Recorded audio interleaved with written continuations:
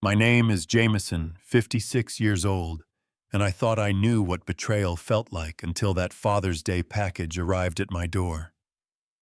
Standing on my porch that Sunday morning, holding the blue box from my daughter Emma, who hadn't visited in 3 years, I never imagined it would destroy everything I believed about my family. My wife Margaret burst through the door, her face drained of color. "Don't open it! Can't you see what she's trying to do?" she screamed, lunging for the package. "Before I share what destroyed 28 years of marriage, let me know where you're watching from. Hit that subscribe button if you've ever felt betrayed by those you loved most." 3 months before that fateful Father's Day, I would have told anyone who asked that I had the perfect American dream. Sure, it wasn't glamorous, but after 32 years managing an auto parts manufacturing plant in Columbus, Ohio, I had built what I thought was a solid foundation for my family.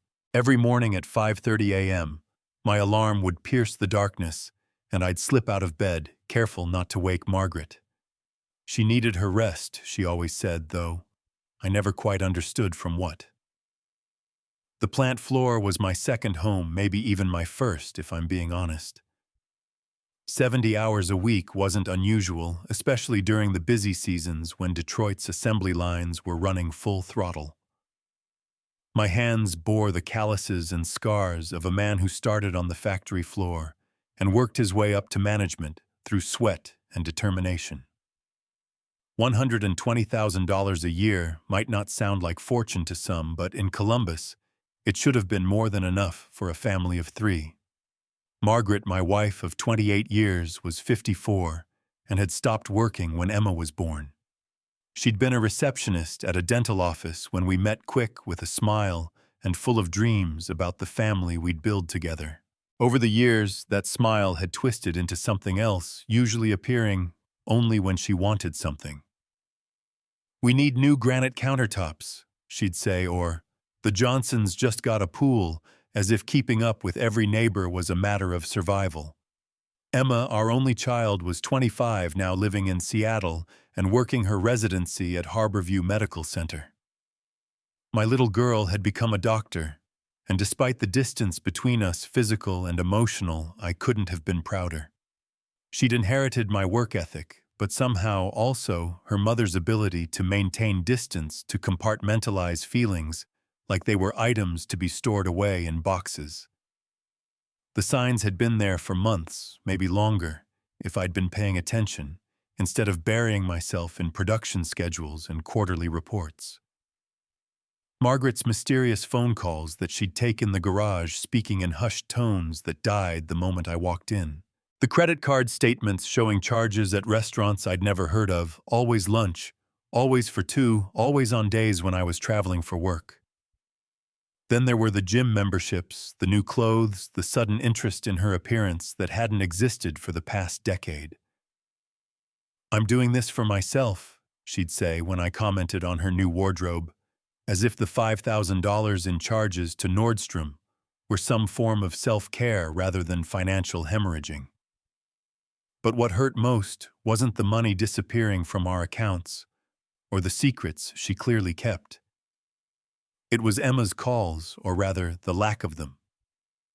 When she did phone, usually once a month, the conversation always steered toward the same destination. "Dad, I need help with my student loans this month," or "the car broke down again and the repairs are $3,000. I always said yes. What father wouldn't? She was building her future, saving lives, making something of herself. If that meant I had to work extra shifts or skip the vacation I'd been promising myself for 5 years, then so be it. That's what fathers did. We provided. We sacrificed. We loved unconditionally, even when that love felt increasingly like a one-way transaction. The weekends were supposed to be for rest, but rest was a luxury I couldn't afford. There was always something breaking in our 4-bedroom colonial, the one Margaret had insisted we needed, despite it being too large for 3 people. Gutters to clean lawn, to maintain the deck that needed restaining every other year, because Margaret wanted it to look perfect for her book club meetings. I remember teaching Emma to ride her bike in Miller Park, just 2 blocks from our house. She was 7, all knobby knees and determination, refusing my help until she wobbled and fell, then crying in my arms until she was ready to try again. "You've got this, princess," I'd tell her, and she'd believe me because daughters believe their fathers, at least when they're young. The bedtime stories were our ritual until she turned 12 and decided she was too old. The Chronicles of Narnia, Harry Potter, anything with magic and adventure worlds where good triumphed and families stuck together. I'd do different voices for each character, making her giggle even when she was fighting sleep. Margaret never joined us for those moments. She had her shows to watch, she said, her time to unwind. Emma's high school graduation was the last time I remember feeling purely happy. Watching her walk across that stage in her cap and gown, valedictorian of her class, headed to Northwestern on a partial scholarship, I thought every sacrifice had been worth it. Margaret stood beside me, dabbing at tears that I later wondered were real or performed for the other parents watching. The distance started during Emma's undergraduate years. Calls became texts, visits became shorter conversations, became transactions. Margaret explained it away as normal. "She's finding herself," she'd say, though I wondered what there was to find that required such complete separation from the man who'd worked himself to the bone to give her every opportunity. By the time Emma started medical school, she felt like a stranger who shared my DNA. The girl who used to run to the door when I came home had become someone who barely looked up from her phone during her increasingly rare visits. Margaret seemed unbothered by this transformation. If anything, she appeared pleased, as if Emma's emotional distance was some kind of achievement. I threw myself deeper into work, telling myself it was for them, always for them. The overtime paid for Emma's textbooks, Margaret's renovations, the lifestyle that seemed to require constant feeding like some insatiable beast. My brother James would call occasionally from Phoenix, asking when I was going to slow down, enjoy life a little. When Emma settled, I'd tell him, though I was beginning to suspect that finish line kept moving further away. The night before that Father's Day, Margaret had been especially agitated. She kept checking her phone, pacing the kitchen, starting conversations only to abandon them mid-sentence. "Are you all right?" I'd asked, and she'd snapped at me about not understanding the pressure she was under. What pressure, I wanted to ask, but I'd learned that some questions weren't worth the fights they'd trigger. That Sunday morning, June 18th, started like any other. I'd woken at 7 a.m. later than usual, but still before Margaret, and made my way to the kitchen for coffee. The house was quiet, peaceful, even with morning light streaming through the windows Margaret had insisted on replacing last year. $20,000 for windows, but they did make the light look softer, more forgiving. The doorbell rang at 8:15 a.m., unusual for a Sunday. Through the peephole, I saw the FedEx driver looking impatient and checking his watch. Saturday delivery was one thing, but Sunday. This had to be important. I signed for the package, noting the return address, Seattle, Washington. Emma's handwriting unmistakable despite her doctor's scrawl tendencies. The box itself was beautiful, actually. Navy blue, about the size of a shoebox, but heavier, maybe 3 pounds. Quality packaging, the kind you'd get from an expensive store, not something thrown together last minute. A small card was taped to the top, Emma's handwriting again, this time more careful, deliberate. "For Dad. Open immediately." I stood in the foyer, turning the box over in my hands, feeling an odd mixture of excitement and apprehension. Emma hadn't acknowledged Father's Day in 3 years. Not a card, not a call, nothing. Margaret had always made excuses. "She's busy with rotations," or "young people don't think about these things anymore." That's when Margaret appeared at the top of the stairs, still in her robe, her face transforming from sleepy confusion to something I'd never seen before. Pure, undiluted terror. She flew down those stairs faster than I'd seen her move in years, her robe billowing behind her like wings of panic.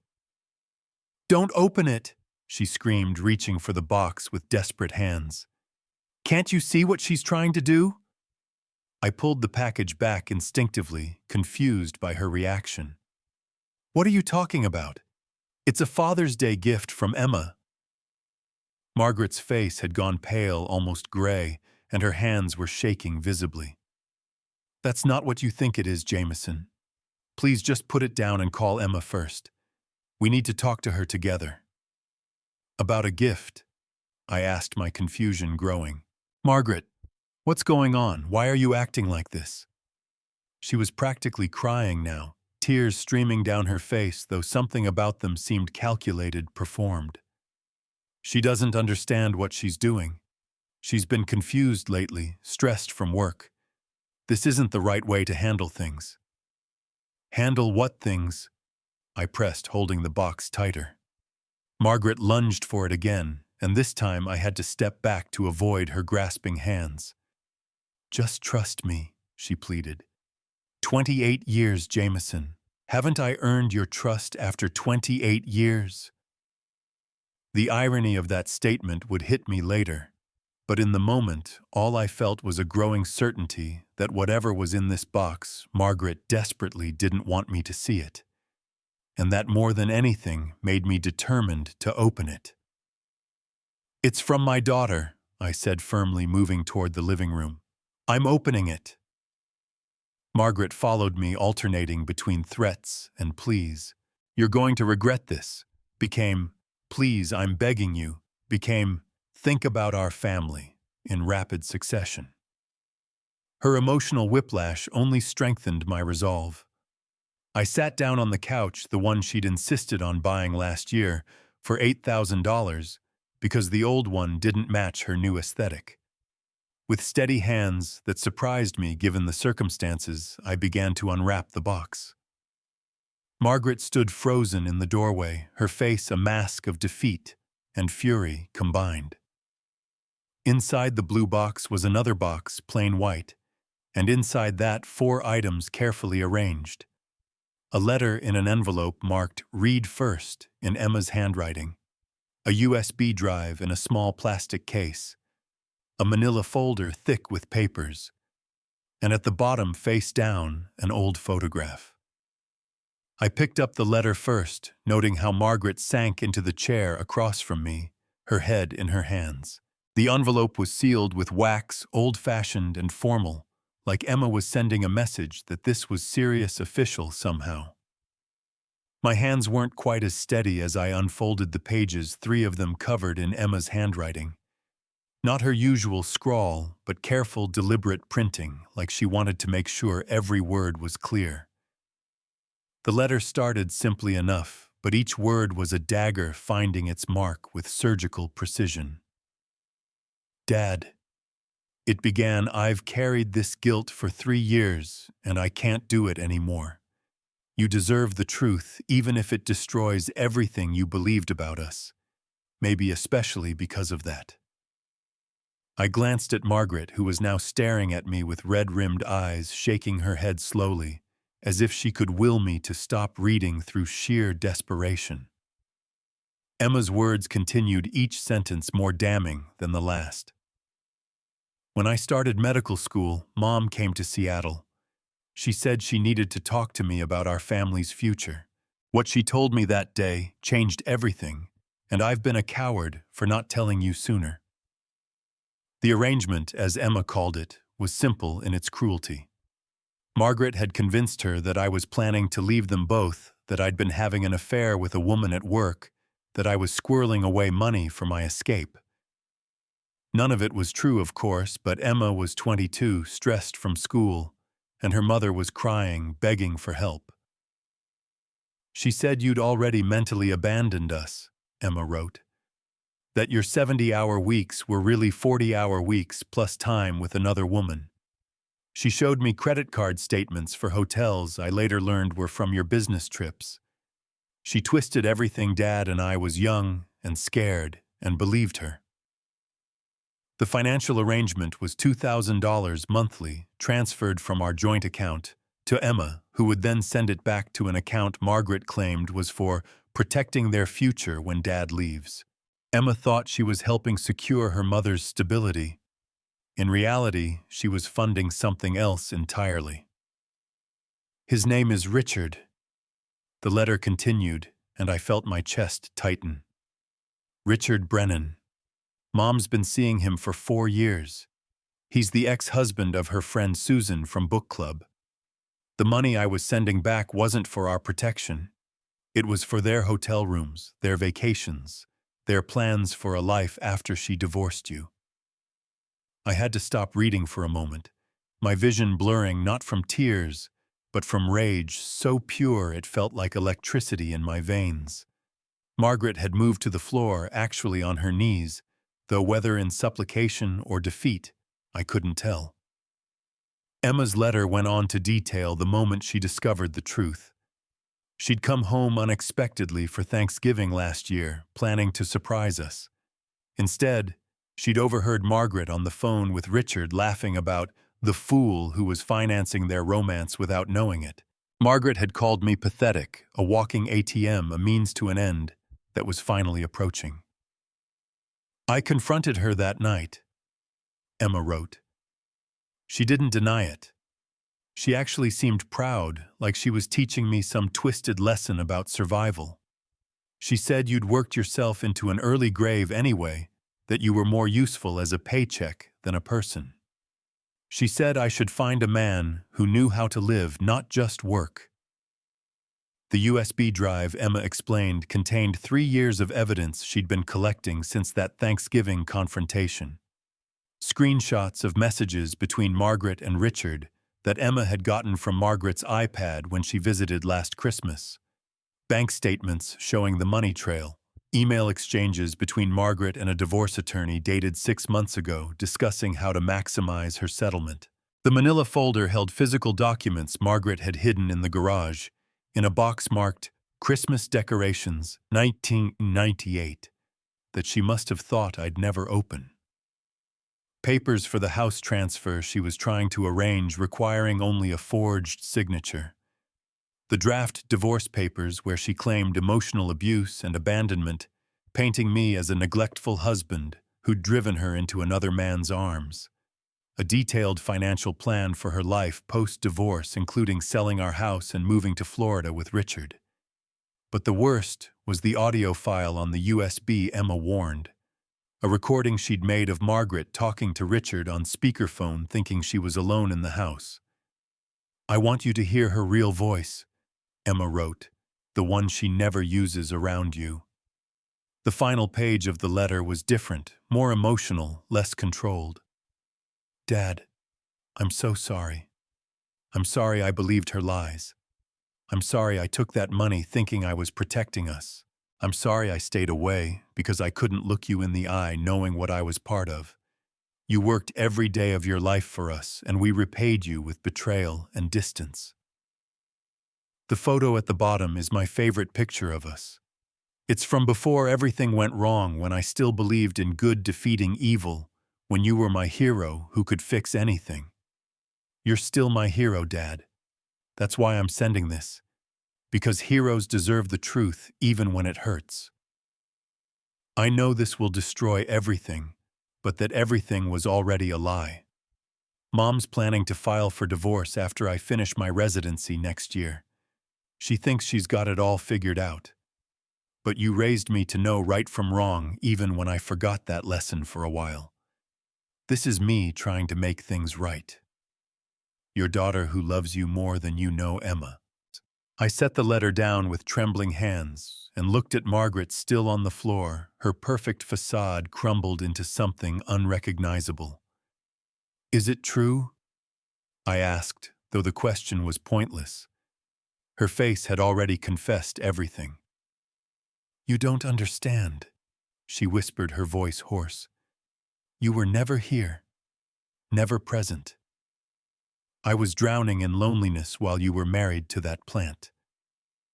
I reached for the USB drive, but Margaret suddenly sprang to life, rushing toward me. Please don't. It's not what you think. Richard means nothing. It was just attention, someone who saw me. I plugged the drive into my laptop, my movements mechanical, automatic. Margaret was grabbing at my hands, but I felt disconnected from my body, like I was watching this scene from above. The files opened folders within folders, organized with Emma's medical student precision. Evidence, financial, communications, legal documents. I clicked on communications first. Screenshots filled the screen. Messages where Margaret called me the walking wallet, and Richard responded with laughing emojis. Plans for romantic weekends while I was at trade shows. Margaret complaining that I was too stupid to notice the credit card charges, Richard advising her to be more careful anyway. One message from 3 months ago stopped me cold.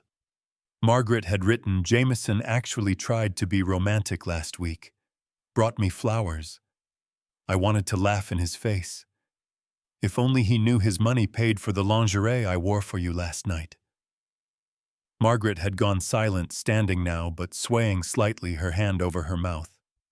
I clicked on an audio file and her voice filled the room, but different, cruel, and mocking.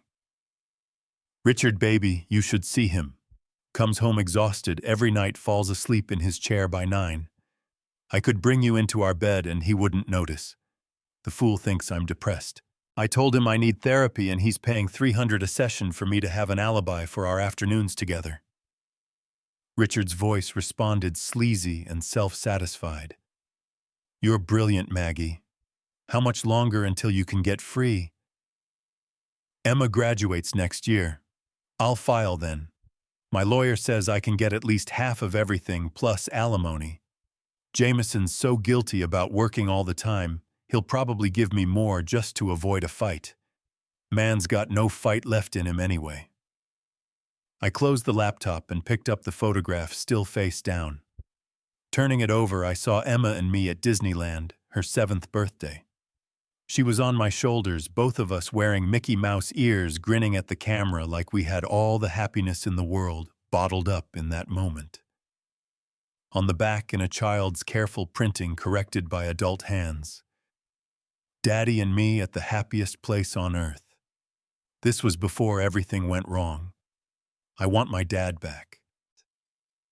Margaret's transformation from defiant to desperate was something to behold. The woman who'd been mocking me in those messages was now cycling through every manipulation tactic in her arsenal, a greatest hits compilation of 28 years of refined emotional warfare. It's not what it looks like. She started the classic opener. When my expression didn't change, she shifted strategies. Okay. I made mistakes, but you drove me to it. 70 hours a week, Jamison. I was a single mother in everything but name. I remained silent, setting the laptop aside and standing up slowly. My back ached from the tension, but I kept my voice level. A single mother whose husband paid for everything, who never had to work a day after Emma was born, who had a credit card with no limit and a house that's paid off. Money isn't love, she screamed, tears streaming now, though I noticed they didn't quite ruin her makeup the way real tears should. No, I agreed, but apparently it's good enough to steal for 4 years while planning to take even more in a divorce. She switched tactics again, falling back into the chair, making herself smaller, vulnerable.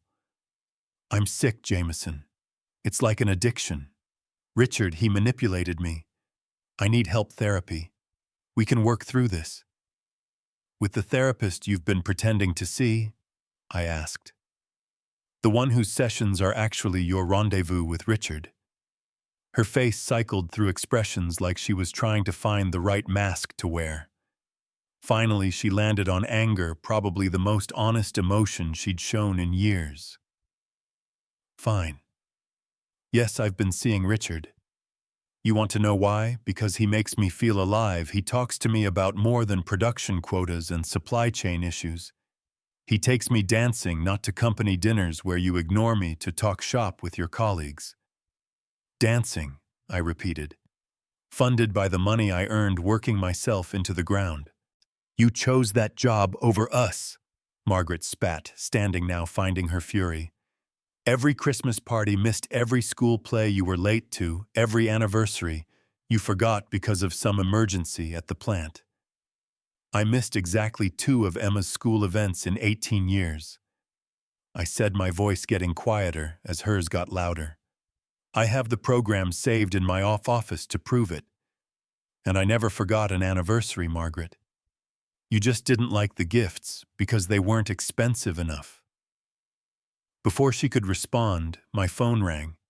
Emma's picture appeared on the screen, the one from her white coat ceremony. I answered and put it on speaker. Dad. Her voice was shaky, uncertain. Did you open it? I did, sweetheart. A sob escaped through the phone. I'm so sorry, Dad. I'm so sorry. I should have told you years ago. I should have. Emma, stop, I said gently. You were manipulated by someone you trusted. This isn't your fault. Margaret lunged for the phone. Emma, how could you do this to me? I'm your mother. After everything I've done for you. Everything you've done. Emma's voice turned cold. You mean lying to me, making me an accomplice to your affair? Convincing me my father was a monster when he was killing himself to provide for us. I protected you from the truth about him, Margaret shrieked. What truth? Emma demanded. That he loved us. That he worked every hour God gave him to make sure we had everything. That he never once complained about the sacrifices. You're right, Mom. Thank God you protected me from knowing I had a father who actually gave a damn. Margaret turned to me, switching tactics again. She's lying. She's always been jealous of our relationship. Remember when she was a teenager, always trying to come between us? Stop, I said quietly. Just stop. Every word out of your mouth is another lie. I'm done listening. You can't divorce me, she threatened. I'll take everything. The house, your pension, half your salary and alimony. My lawyer says, your lawyer, I interrupted, the one you've been consulting for 6 months, planning your escape while sleeping in my bed, taking my money while plotting to take more. She faltered, realizing I knew about that too. Emma spoke up again. Dad, there's more. Richard isn't just seeing Mom. Patricia Brennan, his actual wife, not ex-wife, lives in Portland. Mom's not even the only other woman. Margaret's face went white. That's not true. Richard divorced Patricia 2 years ago. Did he? I asked.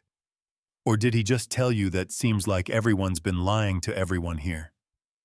Dad, Emma continued, I hired a private investigator with my own money. Richard Brennan has been married to Patricia for 15 years. They never divorced. He travels for work supposedly, but really he's juggling multiple women.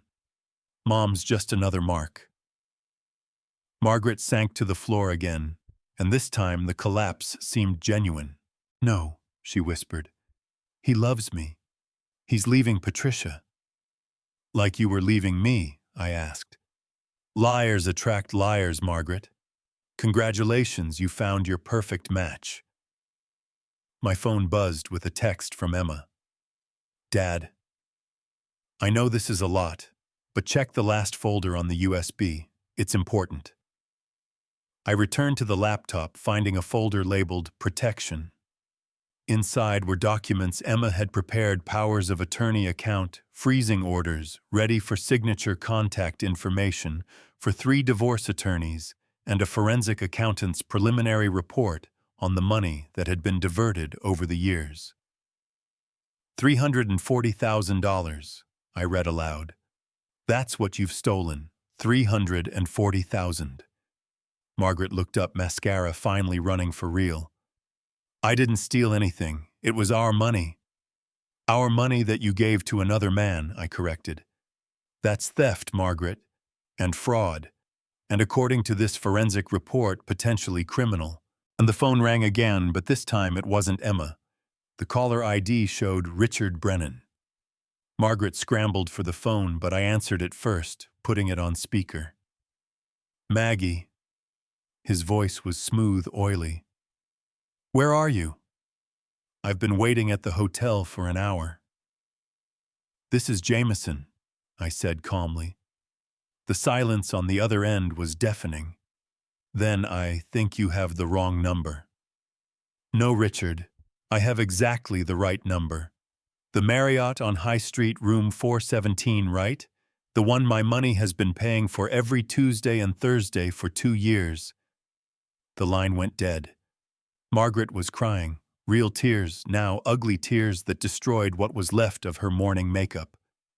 You've ruined everything, she screamed at me. Everything. No, I said, standing and walking toward the stairs.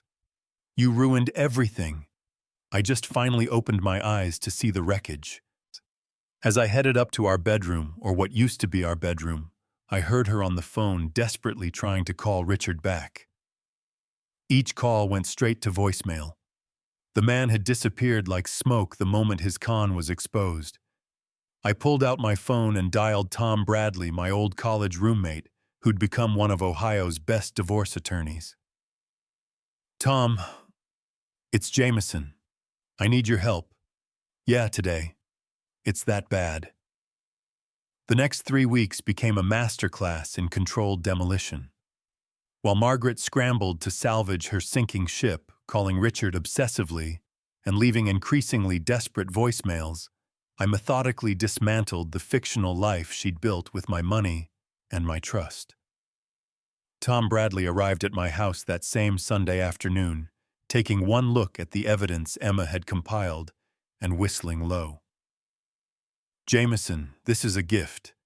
Most men in your position have to fight tooth and nail to prove infidelity and financial malfeasance. Your daughter handed you a smoking gun, hell, an entire arsenal. We spent 4 hours documenting everything, creating copies, establishing a timeline. Tom's assistant came by with a notary, and we began filing the necessary paperwork to freeze our joint accounts.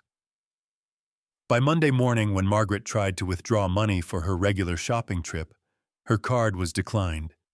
She stormed into the house that evening, her face twisted with rage. You froze our accounts. How am I supposed to live? Get a job. I suggested not looking up from the book I was reading, my first leisure reading in 5 years. I'm 54 years old. I haven't worked in 25 years. Who's going to hire me? Maybe Richard can support you, I said. Oh, wait. He won't return your calls, will he?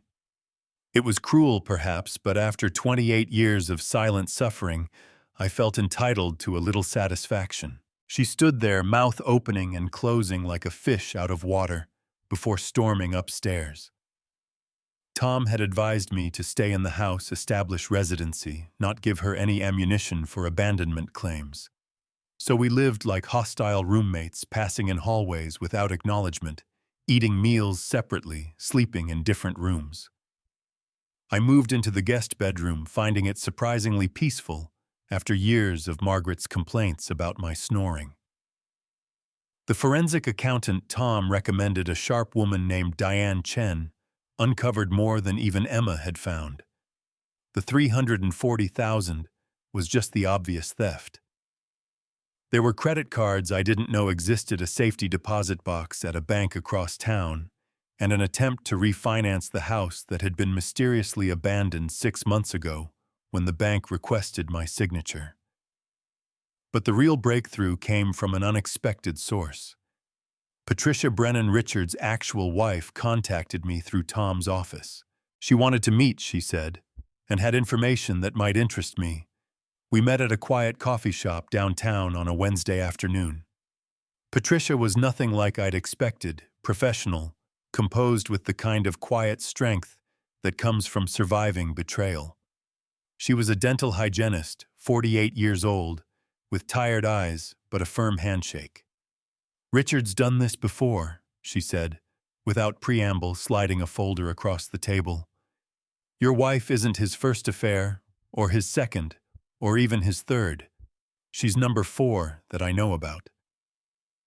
The folder contained a devastating pattern of behavior. Richard Brennan was a professional con man in everything but legal definition. He targeted married women, specifically those with wealthy but busy husbands, convinced them they were soulmates, and slowly drained money from them under the guise of building a future together. "The woman before Margaret was named Carol," Patricia explained. "Similar story. Husband worked in banking long hours. Richard convinced her to embezzle almost $500,000 before her husband found out. She's in federal prison now. Richard walked away clean because nothing was ever in his name." "Why haven't you divorced him?" I asked. Patricia's smile was bitter. "I tried. 4 years ago. He hid all our assets, claimed poverty, and I would have ended up paying him alimony. So I stay legally married to keep track of him, document everything, waiting for him to slip up enough that I can nail him in court. And my wife was supposed to be his ticket out," Patricia said.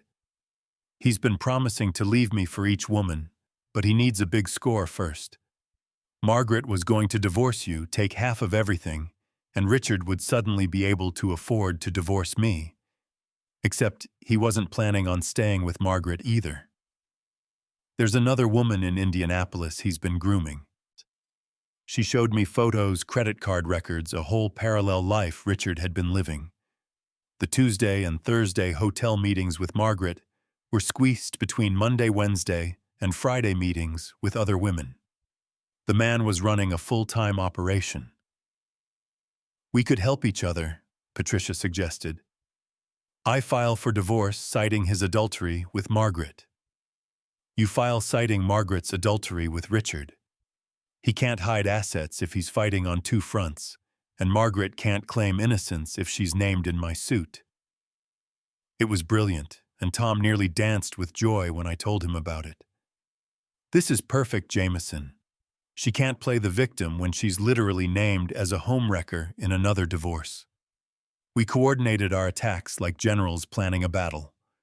Patricia filed first on a Thursday morning, having Richard served at his office where his coworkers would witness it. The papers specifically named Margaret as the other woman, complete with photos Patricia's investigator had taken of them entering hotels together. Richard called Margaret immediately, and I had the satisfaction of listening to her side of the conversation from the kitchen. "What do you mean your wife is divorcing you? You said you were already divorced, named me." "What do you mean she named me?" I filed my papers the next day, Friday, having Margaret served at her book club meeting, right in front of all her friends. Susan, whose ex-husband Richard had been, was there. The look on her face when she realized Margaret had been sleeping with her ex was something I wished I could have photographed. Emma flew in from Seattle that weekend, ostensibly to support me, but really to confront her mother. I tried to talk her out of it, but she was determined. "I need to look her in the eye," Emma said. "I need her to know that I know exactly who she is." The confrontation happened Sunday evening, 2 weeks after the Father's Day revelation. Margaret had been drinking. I could smell the wine from across the room, and her carefully maintained appearance was starting to crack. Her roots were showing, her manicure chipped, the designer clothes replaced with an old bathrobe. "Come to gloat," Margaret slurred when Emma walked in. "No," Emma said calmly. "I came to tell you that I'm done. Done feeling guilty, done keeping your secrets, done pretending we have a relationship." "I'm your mother," Margaret wailed. "You owe me respect." "I owe you nothing," Emma replied. "You made me an accomplice to your betrayal. You used my love for you as a weapon against Dad. You taught me that marriage was about manipulation and extraction, not love and partnership. Your father never loved me, He loved his job. No, Emma said firmly. He loved us enough to sacrifice his happiness for our comfort. You mistook his exhaustion for indifference, his sacrifice for weakness. And instead of being grateful, you spit on everything he did. You don't understand what it's like, Margaret protested. Being alone in this house all day, no purpose, no identity beyond being someone's wife and mother. Then get a job, Emma exploded. Volunteer, take classes, write a book, do literally anything except destroy the man who gave you everything. Dad would have supported any dream you had, but your only dream was to take what he earned and give it to another man. Margaret turned to me, trying one last manipulation. Jamison, please. Remember when we were young, remember how in love we were. We can get that back. I'll get help. Therapy, real therapy this time. The woman I fell in love with died years ago, I said quietly.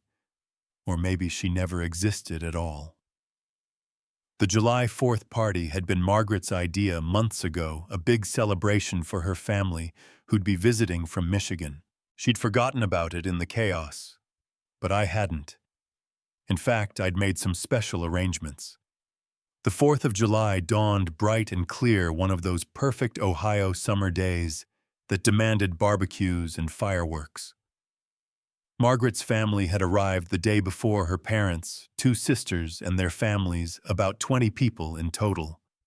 She'd tried to cancel, but they'd already booked flights and hotels, and her mother wouldn't hear of missing the annual gathering.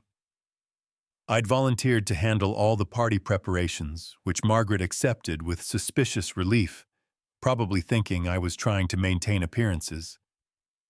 She spent the morning of the 4th playing the perfect hostess, her mask firmly back in place, designer sundress freshly purchased with a credit card she didn't know I was about to cancel. Her father, Robert, a retired Ford executive, pulled me aside while I was setting up the grill. Everything all right, son? Margaret seems tense. We're working through some things, I said diplomatically. Robert had always been good to me, and I felt bad for what was about to happen to his daughter, but not bad enough to stop it. By 2 p.m., 40 guests had arrived. Neighbors Margaret's book club, some of her gym friends, even a few of my colleagues who'd always been kind to Margaret, despite her barely concealed disdain for them. I'd made sure to invite Susan Richards' ex-wife, who came with a bottle of wine and a knowing look. Margaret held court on the patio, laughing too loudly, drinking too much, her voice pitched just a bit too high, as she regaled everyone with stories about our wonderful life and Emma's success in medical school. The performance was Oscar-worthy if you didn't know what to look for, the way her eyes never quite smiled, the death grip on her wine glass, the constant checking of her phone for messages that never came. At 4 p.m., I announced it was time for the family slideshow, a tradition at these gatherings. Everyone gathered around the 70-inch TV I'd moved outside for the occasion.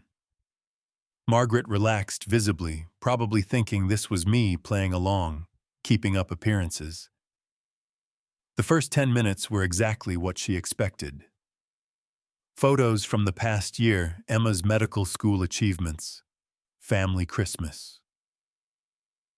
Margaret's birthday dinner at that expensive restaurant she'd insisted on. The crowd made appropriate noises of appreciation, and Margaret actually smiled genuinely for the first time in weeks. Then the screen went black for a moment. When it came back, it wasn't a family photo. It was a screenshot of a text message. Margaret to Richard. The idiot is working late again. Come over. Bring the champagne he paid for last week. The backyard went silent, except for the sound of Margaret's wine glass shattering on the patio. The slideshow continued, methodical and devastating. Financial records showing the money transfers. Photos of Margaret and Richard entering hotels, timestamps clearly visible. The audio was the worst, Margaret's voice filling the backyard, calling me pathetic, useless, a walking wallet, while Richard laughed in the background. Margaret's mother gasped. Her father stood up, his face purple with rage. "Margaret Ann, what in God's name is this?" But the coup de grace was still coming. Richard appeared in the backyard because of course Margaret had invited him, telling him I'd be at work. He walked in through the side gate, saw the screen displaying his photo with the caption, "Richard Brennan, married professional con artist," and tried to turn around. That's when Patricia stepped out from behind the garage where she'd been waiting. "Hello, Richard. Going somewhere?" The scene erupted into chaos. Patricia served Richard with divorce papers right there, loudly announcing that he'd been having affairs with multiple women, including Margaret. Margaret's family was in uproar. Her sister Janet actually applauded, saying she'd been warning Margaret about her behavior for years. Richard tried to run, literally run, but found his car blocked in by Tom Bradley's BMW. Tom stepped out along with a process server and handed Richard another set of papers. "Richard Brennan, you're being sued for alienation of affection and intentional infliction of emotional distress. Have a happy 4th of July." Margaret stood frozen in the middle of it all, her carefully constructed world collapsing in real-time broadcast to everyone she'd been trying to impress. Her mother was crying. Her father was yelling. The neighbors were recording on their phones, because of course they were. "You did this!" she screamed at me, mascara running down her cheeks in black rivers. "You humiliated me." "No," I said calmly, standing next to the projector I'd rented. "You humiliated yourself. I just provided the venue." Emma emerged from the house where she'd been watching from the window. She walked straight to Margaret, looked her in the eye, and said loudly enough for everyone to hear, "You made me choose between my parents. I choose the one who actually loved me." Then she turned to the assembled crowd. "My mother convinced me my father was having an affair, manipulated me into helping her steal from him, all while she was the one cheating. My father worked 70 hours a week to provide for us, and this is how she repaid him. I'm ashamed to be her daughter." Margaret lunged at Emma, but Janet and the other sister held her back. Richard was trying to negotiate with Patricia, but she was having none of it, loudly listing his other affairs for everyone to hear. The book club ladies were huddled together, whispering furiously. Susan was openly laughing, raising her wine glass to me in a mock toast. Tom Bradley took the microphone I'd set up for speeches. "Ladies and gentlemen, I'm sorry to inform you that Margaret Williams is being divorced on grounds of adultery and financial fraud. If anyone has information relevant to these proceedings, please contact my office." Margaret's father approached me, his face grave. "Jamison, I'm sorry. We had no idea." "I know, Robert. This isn't your fault." He looked at Margaret, who was now sitting on the ground, sobbing theatrically, while people stepped around her. "She wasn't raised this way. I don't know what happened to her." "Greed," I said simply. "Greed and entitlement." As the sun set and the fireworks began over the city, Margaret's family was loading her into a car to take her to her sister's house. She was banned from our home. Tom had made sure of that with an emergency order. Richard had disappeared, probably to Indianapolis, to try his luck with victim number 5. Patricia was inside having a glass of wine with Emma, bonding over their shared experience of being conned. I stood in my backyard watching the fireworks paint the sky in reds, whites, and blues, and felt something I hadn't experienced in years. Freedom. The crushing weight of trying to save a doomed marriage was finally off my shoulders. Susan approached with a fresh beer. "That was quite a show, Jamison." "She deserved it," I said, not feeling an ounce of guilt. "Oh, absolutely. I just wish I'd thought of something that dramatic when I divorced Richard." We watched the fireworks in companionable silence for a moment before she spoke again. "You know she'll try to come back. When she realizes Richard's gone for good and the money's dried up, she'll come crawling back. Let her try, I said. That door is locked, bolted, and welded shut. Emma joined us, slipping her hand into mine. You okay, Dad? Better than I've been in years, sweetheart. I'm proud of you, she said. Mom always said you had no backbone, but she was wrong. You just chose your battles carefully, and when you fought, you won completely. 6 months later, the divorce was finalized on a gray December morning that felt anything but gloomy to me. Margaret showed up to court in a borrowed dress her designer wardrobe long since sold to pay her lawyer. She'd aged 10 years in 6 months, the stress and shame carving lines into her face that no amount of Botox could smooth.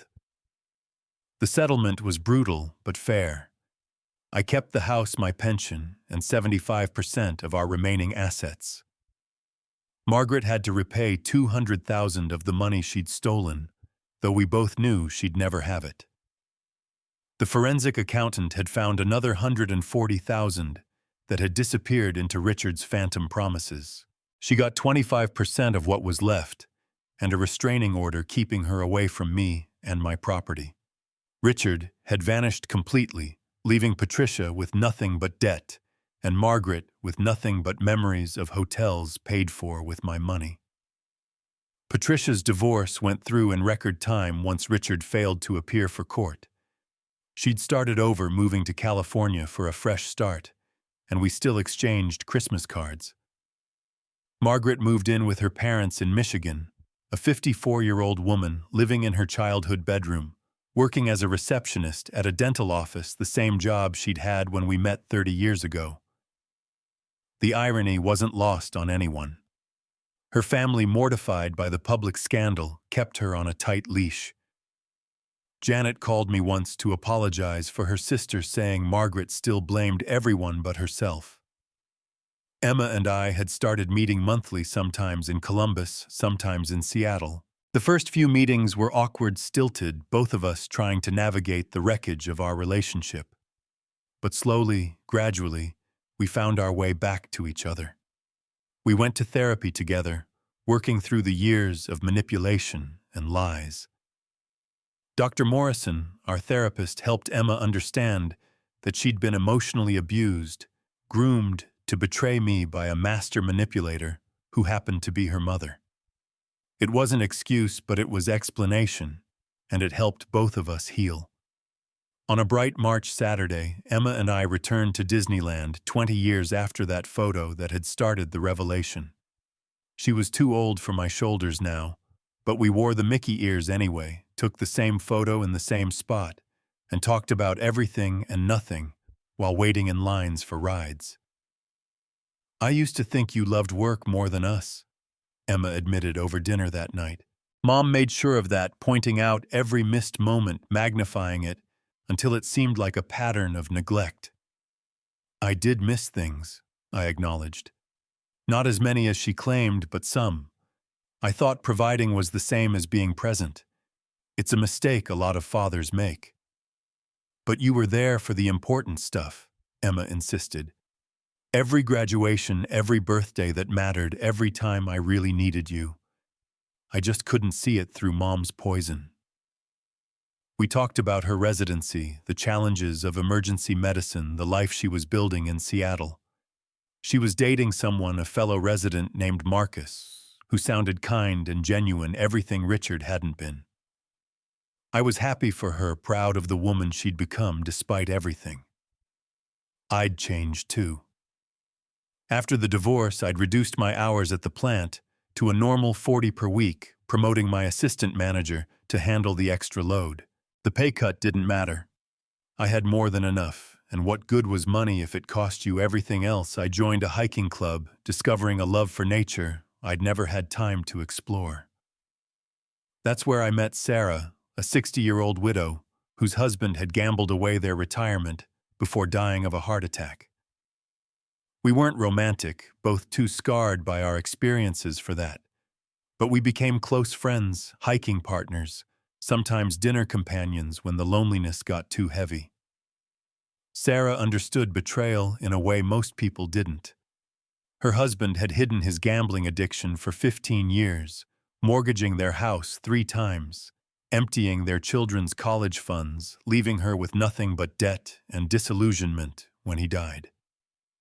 She'd rebuilt from nothing, and her strength inspired me. "The thing about betrayal," she said one day as we hiked through Hocking Hills, "is that it teaches you who you really are. Not who you were in the marriage, but who you are when everything falls apart. Some people crumble. Others discover they're stronger than they ever imagined."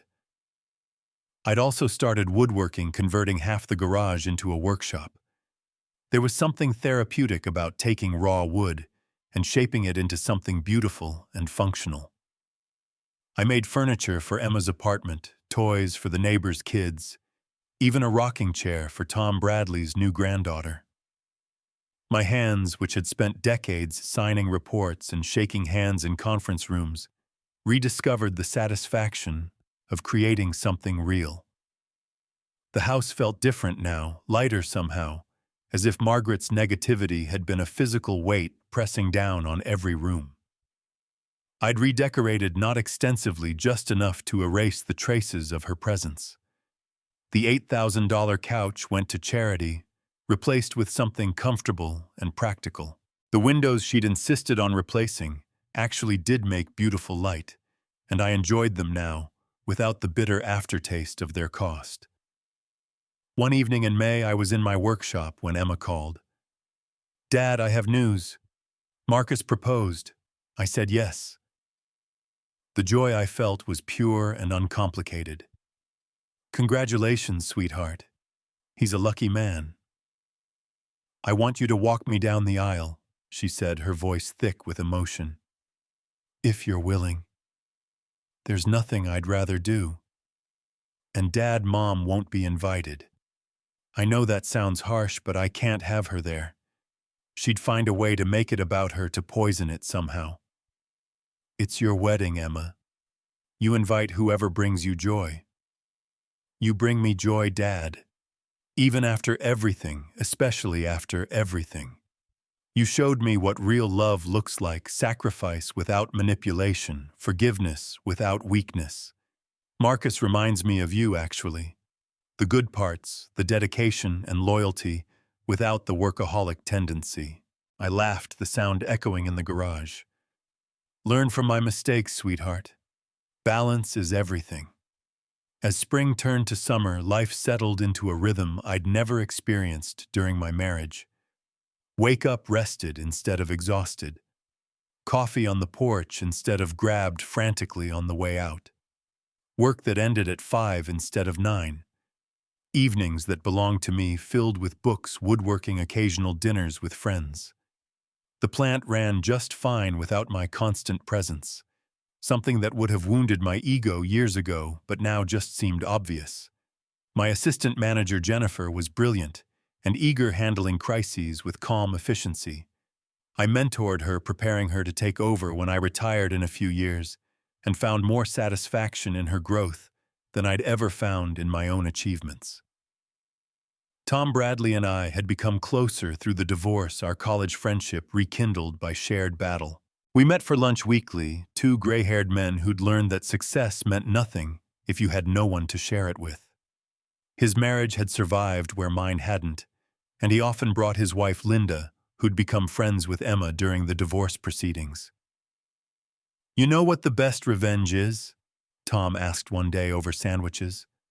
"Living well. Living authentically," he corrected. "Margaret forced you into a role, the absent provider, the ATM, the villain in her story. Now you get to be who you really are." Who I really was, it turned out, was a man who liked quiet mornings and loud power tools, who could spend hours perfecting a dovetail joint or hiking a challenging trail. A father who could finally give his daughter his full attention without checking his phone for work emergencies. A friend who showed up for barbecues and actually stayed until the end. Margaret had been right about one thing: I had been absent. But not because I didn't care. because I'd been taught that love meant sacrifice, that a good man worked himself to death for his family's comfort. She'd exploited that belief, twisted it into justification for her betrayal. The truth Emma had sent me that Father's Day hadn't just exposed Margaret's affair. It had exposed the lie I'd been living, the belief that my only value was in what I could provide financially. Margaret had seen me as a wallet, but I'd seen myself the same way. The divorce hadn't just freed me from a toxic marriage. It had freed me from a toxic self-image. 1 year after that Father's Day, Emma sent another package. This time, Margaret wasn't there to intercept it, and I opened it without dread. Inside was a photo album. She'd made pictures of us through the years, but only the ones where I was present, engaged, being a father, rather than a provider. There were more than I'd remembered, proof that despite everything I'd been there for, the moments that mattered. The last page had a new photo from our Disneyland trip and a note. "Dad, thank you for working so hard all those years, but thank you more for finally stopping. Your presence is worth more than any present. Happy Father's Day to the man who showed me that sometimes the best gift a father can give his daughter is the courage to tell the truth even when it hurts. All my love, Emma. P.S. This box contains only good surprises, I promise." I laughed, really laughed for the first time in years. What would you do if the people you sacrificed everything for turned that sacrifice into a weapon against you? Would you crumble under the betrayal, or would you find strength you never knew existed? For me, that Father's Day box contained more than evidence of deception. It held the key to a freedom I hadn't even known I was missing. Sometimes the most painful truths are the ones that finally set us free. If you've ever felt trapped in a life that looks perfect from the outside but feels empty within, remember that it's never too late to choose authenticity over appearance, truth over comfortable lies. Share your own story of transformation in the comments below. Like this video if it resonated with you, subscribe for more stories of resilience and redemption, and share it with someone who needs to hear that there's life, real, vibrant, authentic life after betrayal. Thank you for joining me on this journey, and remember, the best revenge isn't living well, it's living truthfully. Until next time, this is Jamison, reminding you that every ending, no matter how painful, is also a beginning.